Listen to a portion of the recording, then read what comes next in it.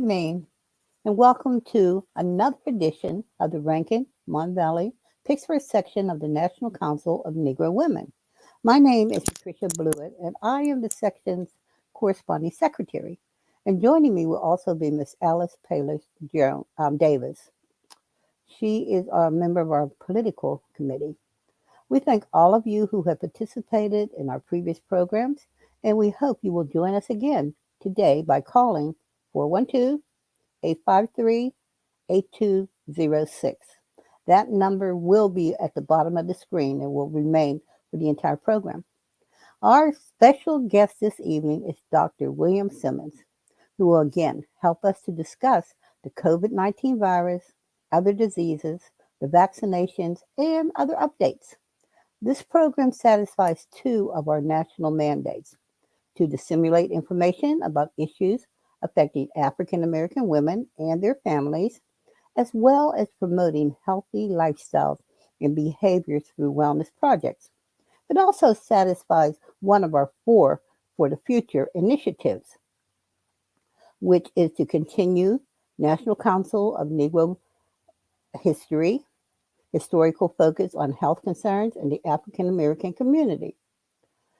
Now, for those who may not have already seen any of our previous programs with Dr. Simmons, let me tell you a little bit about our special guest by reading his brief bio. Okay, hold on 1 second. Dr. Simmons. Dr. William Simmons, MD, is a retired associate professor of the University of Pittsburgh Medical Center. He is originally from the state of South Carolina and is the first in his family to attend college, medical school, and to study abroad. Dr. Simmons earned his BA in Carleton College in Northfield, Minnesota. He was the only African American male involved in the third ever Mayo Clinic Medical School graduating class. He was the first Black chief resident in pediatrics at Georgetown University Hospital. Throughout his career, he has been a leader and a groundbreaker in the medical field. Dr. Simmons was chosen by the Pittsburgh Courier as one of the Men of Excellence, um, which is awarded to those who exemplify strength by standing firm in the face of adversity, leadership in periods of struggle, compassion in times of peril, and integrity in the midst of opposition. Dr. Simmons is currently CEO of Simmons Medical Consulting Services, LLC. Good evening, Dr. Simmons. How are you today? And thank you for appearing on our program again. I am doing fine, and I truly feel blessed to have been chosen to come and be on your program as many times as I have. That Uh, I thank, thank you so much. The National Council of Negro Women has been preparing programs on COVID and COVID vaccinations on a quarterly basis, and we would like to continue educating our viewers. However, we would like to expand our conversation to other diseases and remedies, and we have quite a few questions for you this evening. But before we begin with the questions, I wanted to ask you, can you update us on what's going on? We hear RSV, we hear flu, and we're hearing about the COVID. What is going on? What do we, the public, need to know? well, one of the things that the public need to know is that there has been new, different vaccines that have come on the market. So it's not just the Pfizer, biotech, and Moderna, which is the mRNA vaccines. The mRNA vaccines are basically these are vaccines that teach our cells how to make protein that triggers our immune response. Now there's a second type, which is a Norvax, which is a Norvax COVID-19 protein sub. It's a subunit vaccine. This is it contains pieces of the virus that comes from COVID, and the most likely the spike protein, and also has uh, able to use that to also spur the production of, but it's not an mRNA like the Moderna and the Pfizer. And then the third one, there are three different ones. That's the Johnson and Johnson, which is called a viral vector vaccine. That's the third kind of vaccine. That doesn't use anything in COVID-19, the protein. It uses proteins from a similar virus, and that using that simula virus, then they able to generate a response based on like the core structures of the virus, which would be similar to what COVID-19 is. So indeed, there are three different kinds of vaccines that are out there, and so that you now have if anyone has a concern about the mRNA type, there's two other types that don't use that particular process. So I wanted to make sure that people actually knew that was going on. The another thing that you might want to know, there's a lot of talk about monkeypox and all of that. This monkeypox was discovered in 1958. Then it kind of went away, and it resurfaced in May of 2022. The virus spreads from skin to skin contact. And the thing is that this monkeypox is very, very similar to the smallpox, and it's in the same family as the smallpox viruses. And so the main way that we are able to treat the monkeypox is actually with something that we were using for the smallpox back. And now the smallpox itself, as far as the trying to treat it, we the vaccines against smallpox ended in the 1970s, but there has been a small amount of that vaccine that is still available. They come by two names. It's the ACAM 2000, and the other one is Gennos, which is JYNNEOS. Now, the thing is, your private doctor is not going to be able to go on the shelf and pick up any of these vaccines if you decide that you might, or you become a victim of monkeypox. Those are held in strict controlled by the CDC, and they're in limited supply. And so you would have to fall into a group that they consider vulnerable, that they would be willing to actually be able to use.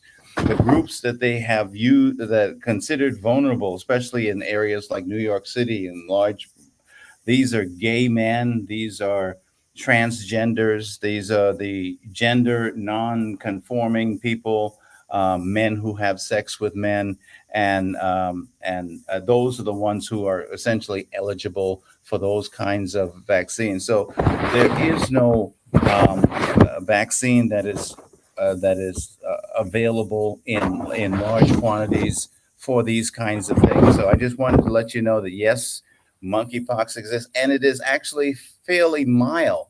There's only one person that is reported to have died from monkeypox in the United States, and that was a person who was immunosuppressed and had a whole bunch of other confounding diseases that caused them to become weakened and was overcome.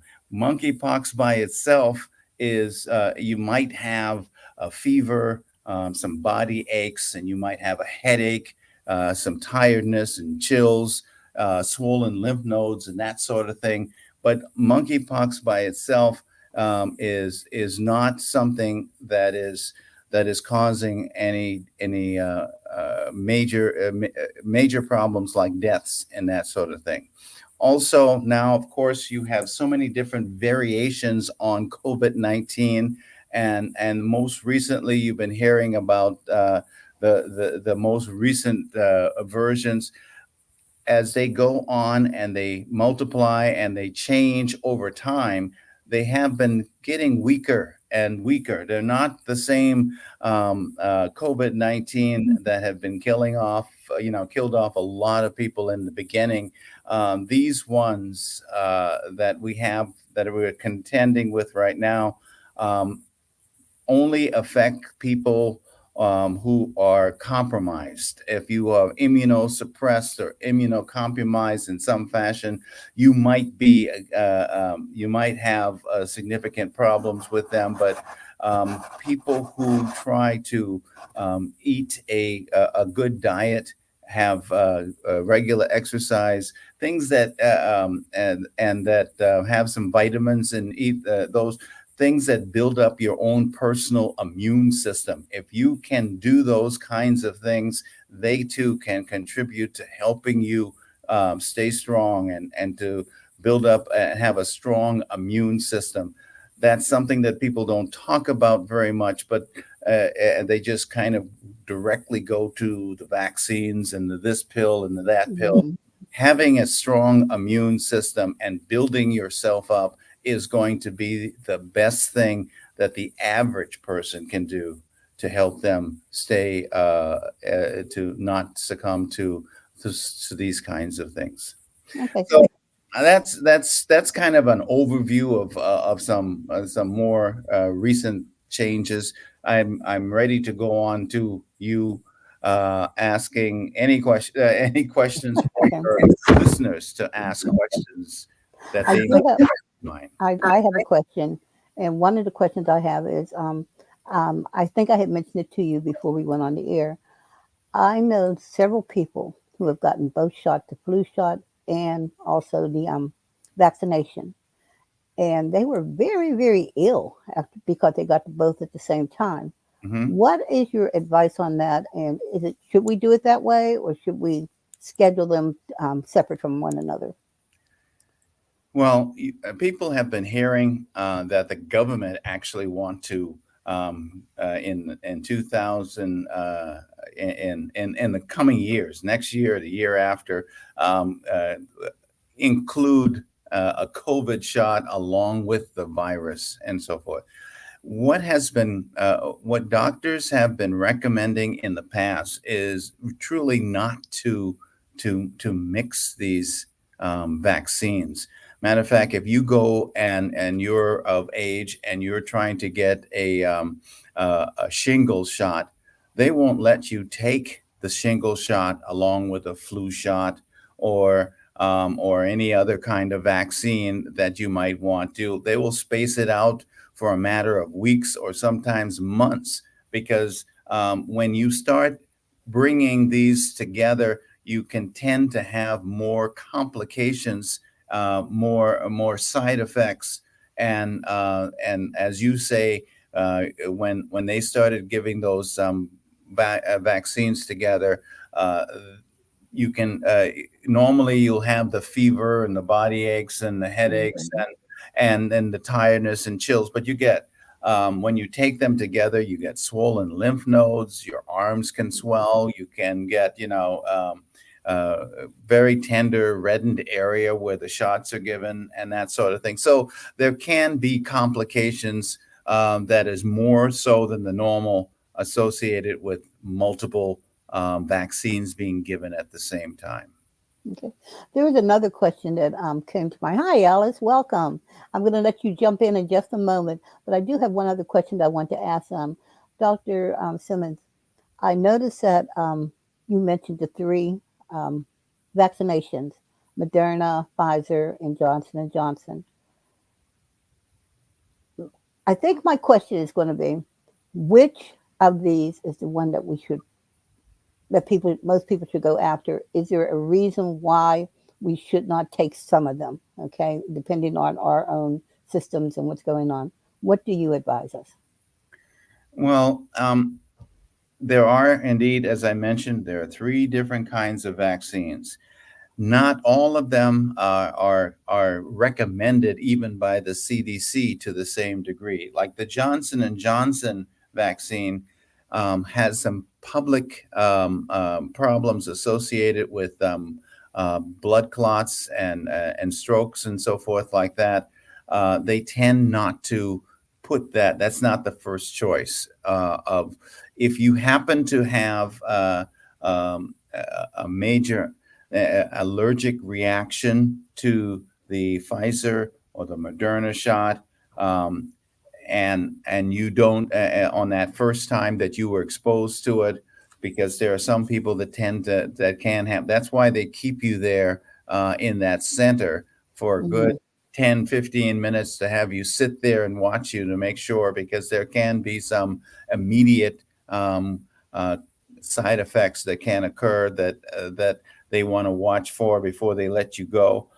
If you were a person who had those kinds of immediate side effects, they would tell you, I don't want to give you that particular vaccine on the second go round. We'll give you the Johnson and Johnson one in that situation. So the so there are if you were to have had a complication associated with one type of vaccines, they might switch you to another. And that's a discussion between you and your doctor as to which one would be better in your circumstances.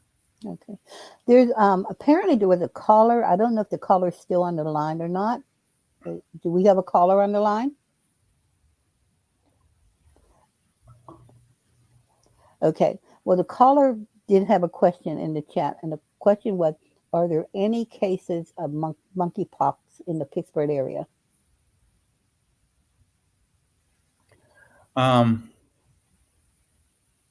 it's very hard to actually say whether they're actual monkeypox symptoms. The monkeypox, when you have it as a consequences of the disease, um, it can cause a blister-like rash, which goes through several phases. There might be some scabbing. There might be fever, chills, swollen lymph nodes, painful and itchiness, but it's usually not fatal. I think there has been at least one or two cases of what was perceived to be monkeypox in the Western Pennsylvania area, but there's very, very few situations that they can happen. And the spread of monkeypox is usually skin to skin, and that's why the people who that have been that are considered for vaccines for monkeypox would be people who are transgendered and gay, and um, those men who have sex with men and that sort of thing. But it is not even known to if it has an ability to be transferred through droplets or through the air with droplet nuclei, like the water, the molecules that you spray when you're talking and so forth. They don't even know that much about it, whether it can be spread that way. They definitely know that it can be spread skin to skin.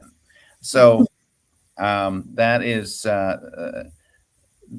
so it's very rare, very uncommon. Okay, we have another caller on the line, and when we come back in, Alice, it's time for you to say hello. One of the things I did want to mention to all of our guests right now, Alice and myself, including Dr. Simmons, please be careful not to slide anything around because it's being picked up on the air. Okay, so on your desk or on your table, try not to slide anything. But we have Donna from Homewood on the line. Good evening, Donna. How are you? Good evening. How are you? I'm wonderful, thank you. Do you have a question for Dr. Simmons? I do. I do. First of all, thank you for continuing to have these COVID updates for us. So I was trying to wait for the herd immunity, but it seemed like it was never coming because I didn't want to take the vaccination at all. But this year I broke down because it seemed like it was never coming. And I did take my 2 shots, Moderna shot. and I'm scheduled to take my booster shot in December. Now, I understand there's a new booster shot that covers some of these new variants, but then I heard you mention something about more of the virus, and it was making me nervous because I didn't think that these vaccinations had any part of the virus in it. Can you talk some more about that? Because I'm not sure now, should I take the booster or not if it's going to have pieces of the virus itself?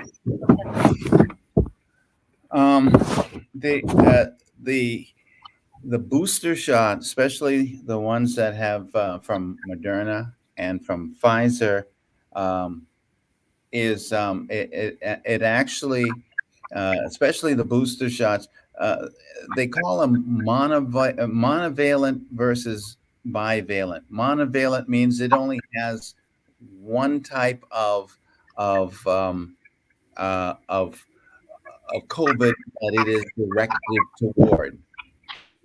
Bivalent means that they might be the original plus the Omicron, that it might be direct. So there's more than one that it's directed toward. And those boosters are typical for having multiple different ones that they're directed toward. And so so that's one of the differences between the booster and the original shot. The original shot only has the COVID-19, the original monovalent, the original one. But when you get a booster, you might be getting you might be getting the information that they have available for multiple different versions of the coronavirus.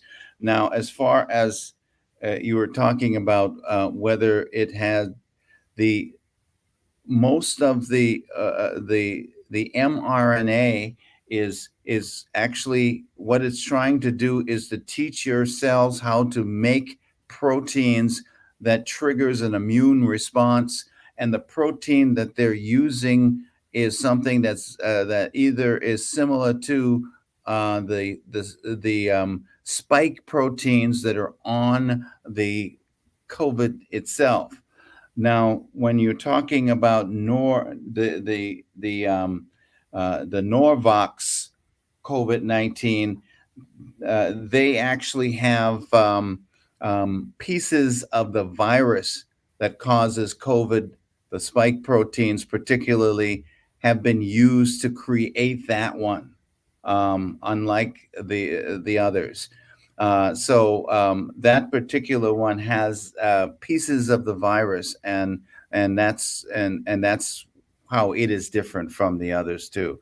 So as to say which one would be better for you, I can't answer that fully, but I can tell you that the three different forms. I don't know if they're going to be completely available in your areas. The ones that are available are the ones that were originally the Pfizer and the Moderna. Those two are going to always be available. Some of these other ones may or may not be, depending on where you go to get the shot. Okay. So that if I Alice, get, I'm sorry. Go ahead, Donna. oh, I'm sorry. What did you say? No, go right ahead. Finish your question.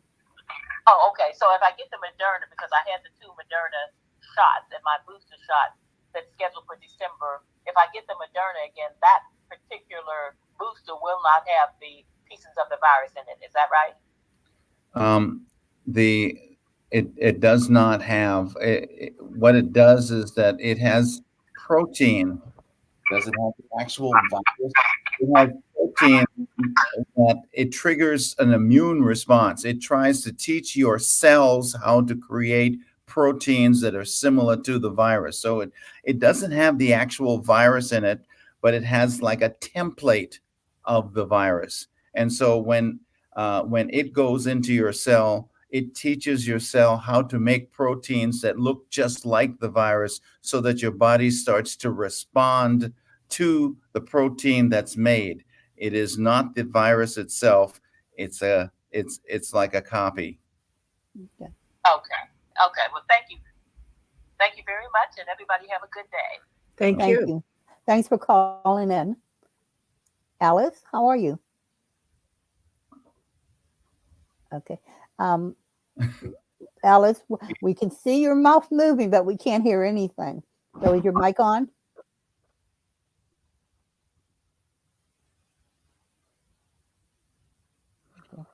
You're still having a problem with your mic. We can't hear what you're saying, Alice.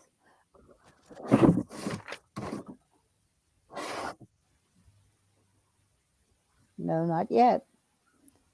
Okay, Dr. Simmons, let me ask you another question then. From our past caller, she said she had taken Moderna. Is it okay to switch back and forth between the Moderna, the Pfizer? I know Johnson and Johnson is the one and done. The others did have, several shots you had to take. But should we switch back and forth, or should we stick with one? Initially, when we were getting the vaccines, they wanted you to stay with one. However, since that time, the CDC has opened this up and saying that it is okay to switch back and forth. The only thing that's kind of different is that the amount of reactive material is different in the Pfizer and the Moderna. There is more, 3 times more in the Moderna than is in the Pfizer. So that is just one consideration, that there is indeed more. The reactive material is different in the way that it was manufactured and the way that it was presented. So but there is no one that's going to stop you. Matter of fact, the CDC has says you can switch depending on what's available in your area. You can switch from one to the other. It's not a problem. Okay. So, Alice, are you able to? No, we still can't hear you. Okay, I'm going to ask another question then while we're trying to work out the situation with Alice. Side effects.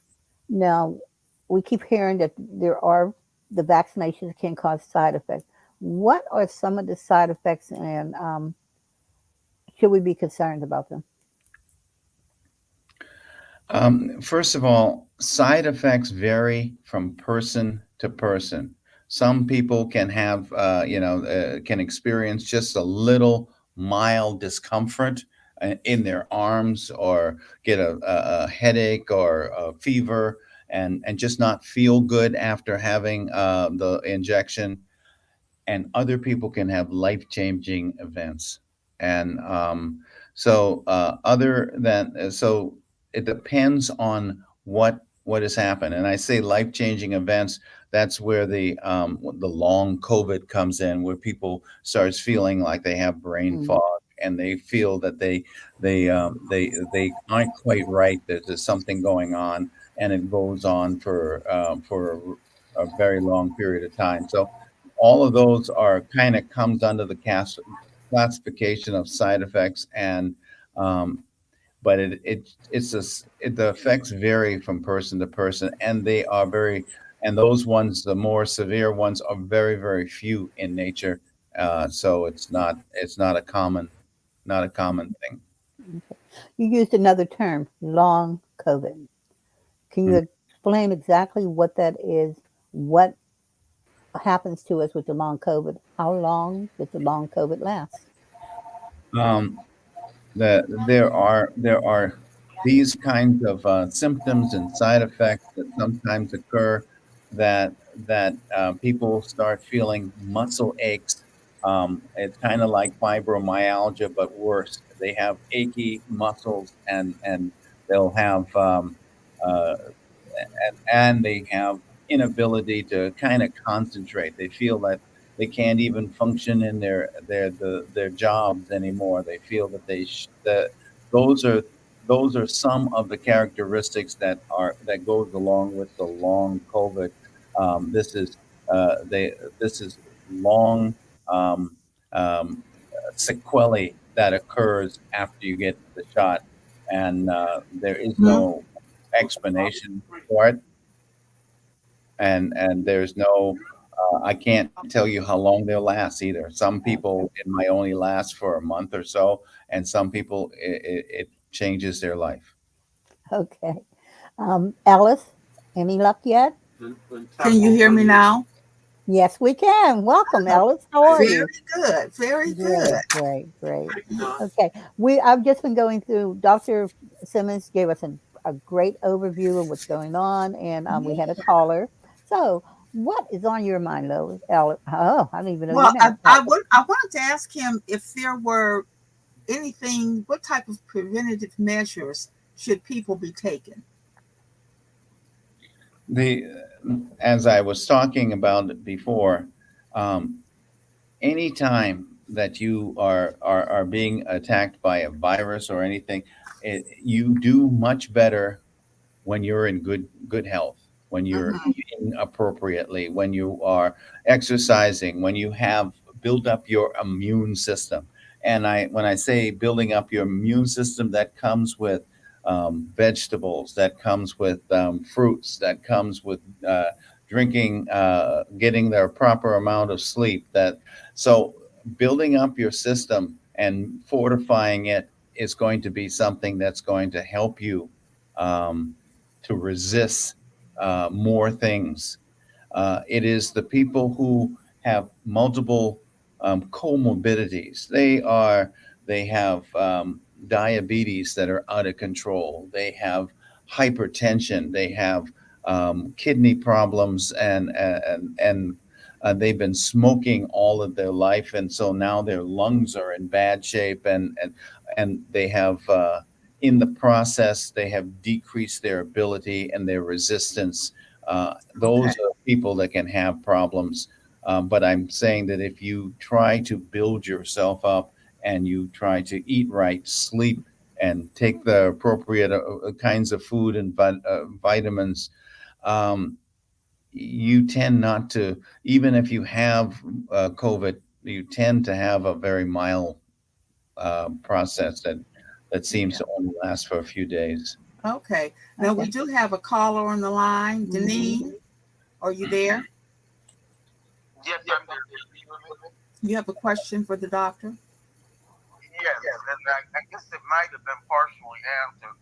My question is there ever a time when you would tell a person not to take the booster or the COVID shot? Um, I had a person that who had a long history of when they took um, vaccines, and we're not talking about the most recent vaccines, any the past vaccines. He ended up in the hospital. He was having all kinds of problems from them. The preservative in it, whatever it was, he would have problems with it. And as time went on, because his work encouraged him that he had to take the flu shot. Every time he got the flu shot, he was out of work for weeks at a time because of the consequences and the symptoms that he had. Um, those got to the point where it was he was sent to be evaluated at two different places. He was evaluated at Johns Hopkins, and he was evaluated at in Cleveland, Ohio, at the Cleveland Clinic, and they both came to the same conclusion: he shouldn't take the shots. Because it got to the point where taking vaccines was life threatening to him. So I'm Mm. not saying that not everybody or very few people fall into that category, but if you start having really bad consequences from taking a vaccine, need to talk with your doctor.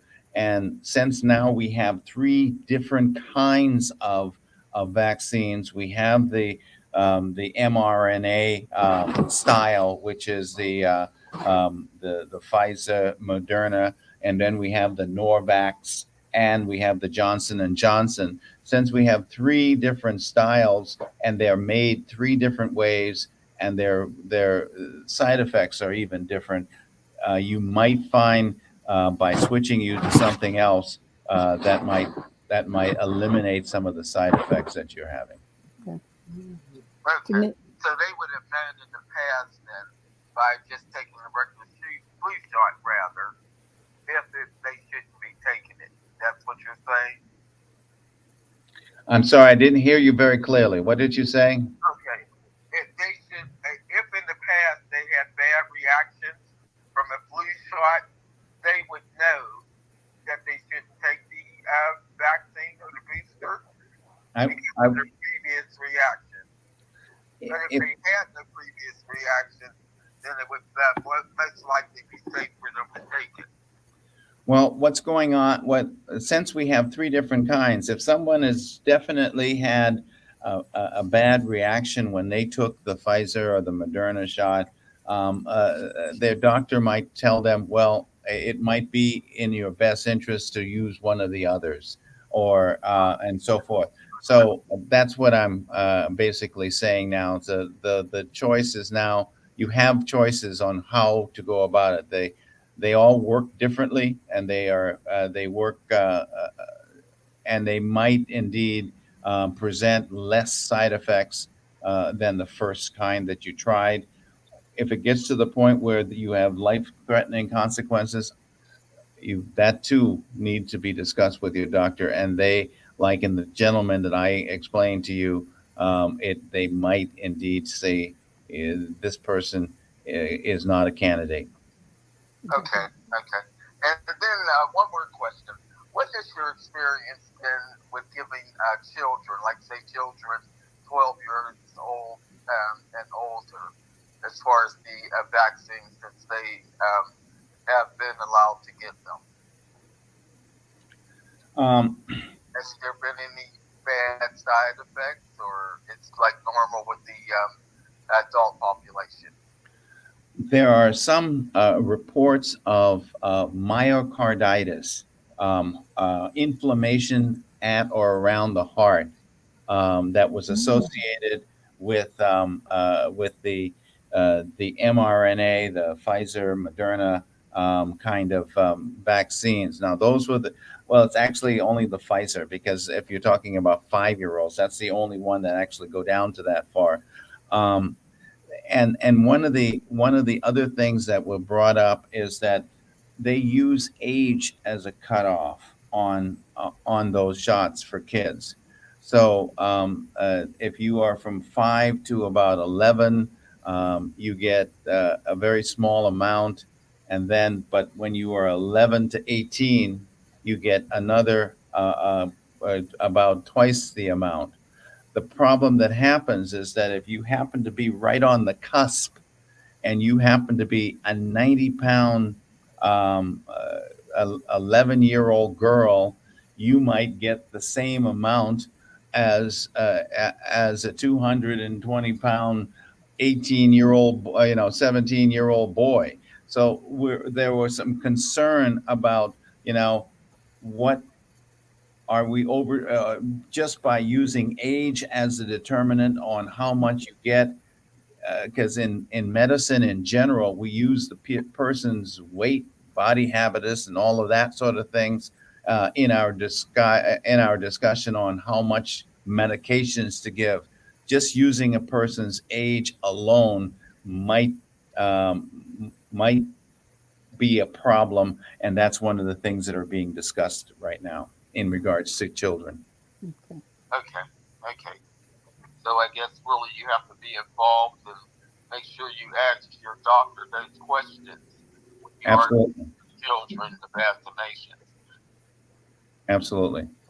Okay, thank you. Mm-hmm. Okay, Dr. Simmons, the term fully vaccinated, what does it mean? And if I am fully vaccinated, do I still need to get booster shots?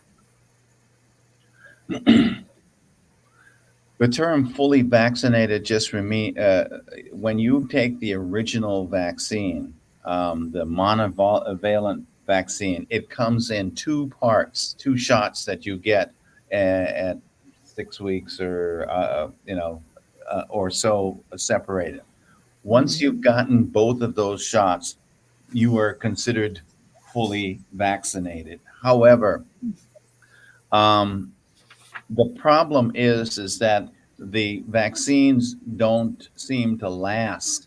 Their effectiveness wane after 6 weeks, a month, 2 months, 3 months down the road. That's why there are so many. You've had at least four different kinds of boosters that they have tried to give you, and the reason is that after a certain period, the effectiveness of the vaccine goes away, and also the type of the virus changes. So these vaccines are targeted at one specific form of COVID, and if you happen to have a different form that happens to be going around, the previous vaccine might be significantly less effective than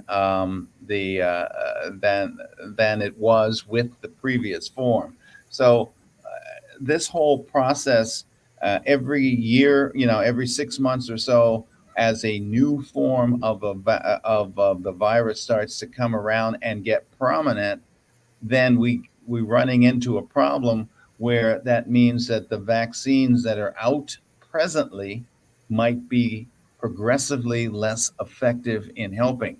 Now, don't be lulled into the idea that when you take the vaccine that you won't get a virus. There are many people that will religiously take all of the boosters, and that you still can get the virus. And it specifically tells you that when you take the vaccine, it significantly reduces the severity of disease. It doesn't say that you can't get it. It says that it significantly decreases the severity of disease. So what it's doing is that if you get the virus, you won't be as sick, but you can still spread it. You can still get it, and it won't. So don't think that you are completely that you can't get it. Now, the people that truly need these boosters and so forth are people who are immunosuppressed, people who and there are many people who are not able to mount an effective response to infection and so forth, or who's taking medicines that seems to have interfered with their ability for their immune systems to work and so forth. Those people are like someone who has MS, or somebody who has other kinds of those kinds of.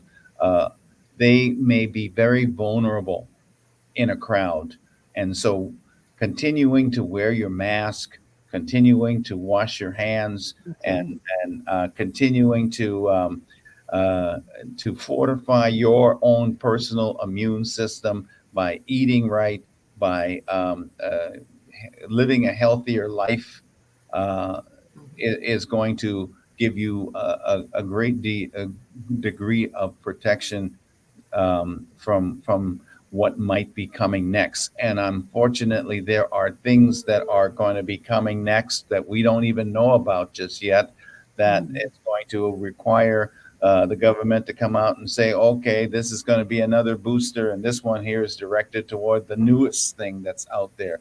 That's why so that's why fortifying yourself is going to be an important part of your overall healthcare goal. Well, Dr. Simmons, can you have the second or third dose with a different vaccine than you had from the first? The vaccines for the Moderna or the Pfizer, are they the same? They are not the same, but the CDC has allowed the use. Now, both the Moderna and Pfizer are mRNA vaccines. As I said earlier, that they teach our cells how to make proteins that trigger an immune response. That's what their job is. Both of them do that. But the problem is, or not the problem, but the thing is that the researchers that put together the Pfizer and the researchers that put together Moderna decided that they needed different amounts of active ingredient. Moderna has almost 3 times the amount of active ingredient than Pfizer does. And there were reasons why Pfizer decided to cut back on it. They were doing the same amount initially, but Pfizer cut back because they wanted to decrease the potential for harm their patients. They were in their experiments. They were seeing a lot of side effects that they did not want to introduce into the public. Now, RSV. I heard about this way back when my niece, some 20 some years ago, when she had it as a baby, and I've never heard of it again. But all of a sudden, it seems to be something that's become very relevant with children. But can you tell us what it is? Where did it come from? Who can contact it? And who is most at risk for RSV? Mhm. You're talking about respiratory syncytial virus, the RSV virus. That is definitely something that is not new, and it's been around for a long, long time. I can't remember a time when there wasn't respiratory, because it affects kids under 2 years of age in great degree, and people who are 65 or 60 or 65 and above. Those can be affected by it. These are a respiratory related disease process, and especially for these young babies, it can cause so much secretions and inflammation in their lung, that you find that they only appear during the winter seasons, from say October, November until April. They tend to be the high seasons for respiratory syncytial, for that virus.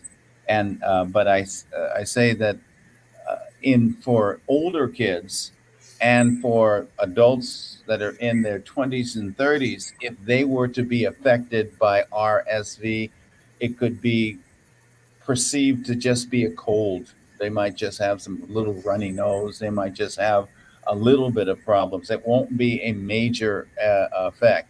But if you happen to be elderly or you happen to be less than 2 years of age, you can definitely start seeing some of the bad effects of respiratory syncytial virus, because indeed it can go to the point of compromising and causing death.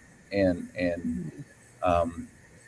there is no vaccine for for RSV. You just have to do hand washing, wear your masks. You don't want to. If you see a baby that seems to be affected, that isn't the one you want to start kissing. But there is no. So every year, and then the thing is that even though you haven't heard about respiratory syncytial virus, it is 16 times more cases of RSV than the regular flu.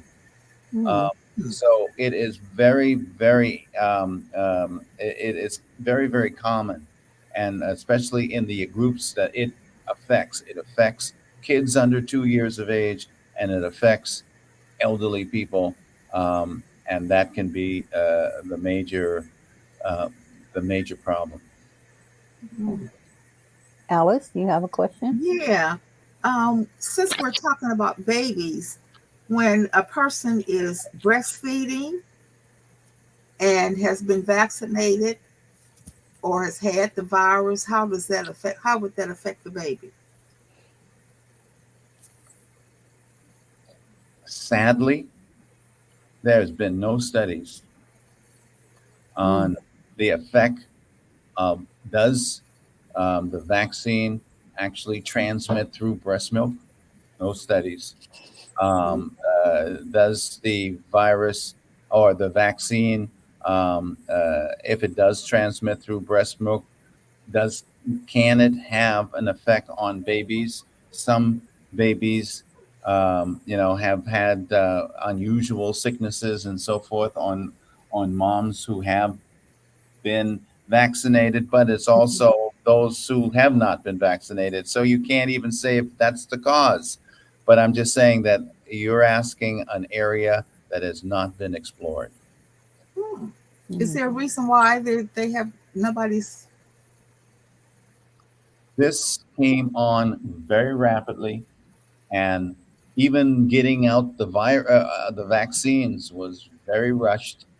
I mean, most times it takes 5+ years to come out with a vaccine. They came out with it in a year and a half, or 6 months. A very short period of time, and and that does not allow you the time necessary to do all of the research that you might want to have done. So, would you recommend a woman that's pregnant get the vaccine and the booster shots? That's a tough one, and I'm going to say that they need to. It depends on what their circumstances is, and it depends on what their doctor wants to do. There are some obstetricians that have opinions one way or the other, and it's going to be better if that particular one is discussed between their doctor. Mhm. I don't want to jump into that one Okay. because um, there are, as far as whether they should take the vaccines or not. Um, I'm older. My daughter is of childbearing age, and she did not. Okay. But while she was pregnant, and I agree with that. But that's just one person's opinion, not mine. Mhm. Not something that I can say that should be a rule for everybody. Okay. Well, what are the current recommendations? What would you recommend to someone following exposure to someone with COVID? I'm sorry. You mean Okay. What are the current recommendations if you follow that people should follow if I've been exposed to someone that has the COVID-19? and these recommendations based on as far as isolating yourself, if you Mhm. are a person who have come across, the government keeps changing the amount of time that you Mhm. need to put yourself in isolation. and Mhm. and all of that depends on whether you're having any symptoms or not. If you're not really having any symptoms, it's been as short as 3 or 4 days. Well, if you're not having any symptoms, then they'll let you um, go back to the workforce. But if you indeed are starting to have symptoms, then that's a whole different story. That Mhm. it depends on again, what kind of symptoms you're having and how bad they are. They don't want you to come back early if you're sick. Mhm. If you have been exposed to someone who has COVID, what is the period of time from the time you're exposed to the time that you actually have the symptoms showing up in your body? And the other question I have is, what about masking? Should we still be wearing our masks? Um, in the environments that I am in, um, I still have to wear masks.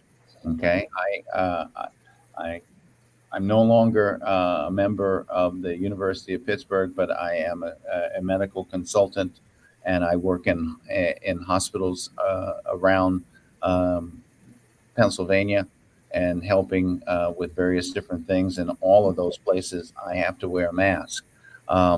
So and so, I would definitely say that, especially if you are a person who is immunosuppressed in some degree, or sick or compromised, diabetic, have bad lung problems and so forth like that, you might want to protect yourself by having a mask. Okay. And you definitely, so in the open. You'll find very rarely do you see people out on the street and stuff like that with masks on. But if you go into an area that is that has a large population of people inside, and some of them are coughing and so forth, you may want to consider that you, because this is not over. Even though there seems to be some relaxed, the government is relaxing a lot of the rules, and even on airplanes, it's relaxed. You don't have to have a mask on all the time like you used to have to do that, and so forth. You can still get sick. And even if you are fully vaccinated, as the term that we used earlier, you can still get extremely ill from COVID, and actually susceptible people can die from it. Mhm. Well, how many booster doses or booster shots should we get? That is, I mean, there are 4 available right now. Mm-hmm. I don't think that's the end of it. Mm. So to answer that question, it depends on where we are right now. If you are a person who is immunosuppressed, and you're having or you a person who is weakened by multiple coexisting diseases, diabetes and heart disease and all of these kinds of stuff, and you're in fairly bad shape, you might want to be in line to get the very next one. And there might be one that's coming out in just months or from now. So I can't tell you how many to get, because they keep coming out. I don't know if by spring there might be another one. It's not over. There's just and they change. So the problem is, each one of these vaccines are targeted at a specific virus. Okay, the boosters tend to have at least two different kinds of medication in it at 2 different viruses, the original one and the one that's current right now. Oh, wow. Okay. So but the original one that you took was monovalent, which means it only had one type of virus that it was targeted toward. And now all of the boosters are bi and polyvariant, meaning that it may have 2 or more viruses that it might be targeted at. So I can't. Dr. Simmons, Hey. as usual, the information you give us is valuable, and we'd like to keep you on forever and ever I'm and ever. telling you. But the time has run out once again. So we'd like to thank you for appearing on our program once again. And we'd like to also say that the Good Health Wins Immunization Network, Good Health Wins, is our commitment to building an army of good health champions who understand the importance of immunization across the lifespan. We want to educate, advocate, and impact families and communities across our nation. So thank you for all your valuable information. Yes. Alice, have a wonderful day. Everybody, wear your mask. Wear your mask and get vaccinated. Yes. Thank you. Good night, everyone. Thank you so much, Dr. Simmons. All right.